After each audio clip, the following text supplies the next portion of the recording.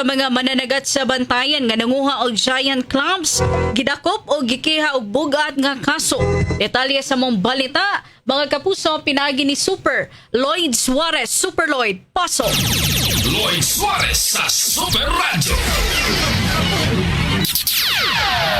Gikasuhan og bugat nga asunto kinintulo ka mga mananagat sa korte diya sa Bugu RTC kasong kalapasan sa Section 102 sa Republic Act number 10654. Ang maong mga dinakpan mao sila si alias Roberto, alias Edwin o si alias Ricardo nga matud pa nanagat kini sa kanagatan Kalauran di sa barangay Lipayran, lungsod sa Bantayan. Kining Lipayran usa sa mga gamay nga isla diya sa Bantayan nga ang tulo nakuhaan kini sa mga otoridad og mga higante nga mga taklubo, kini gitawag og manlot or taklubo or takubo nga ang kantidad sa duha ka mga higante or giant taklubo mo balor og 1,200 ka pesos gawas ini maong mga nakuha nila napay ilahang nakuha ang mga pulis kabahin na sa mga gamit sa pagpanagat ang ilahang sakayan og uban pa si Fiscal Ivy Susvilla Laison merekomendar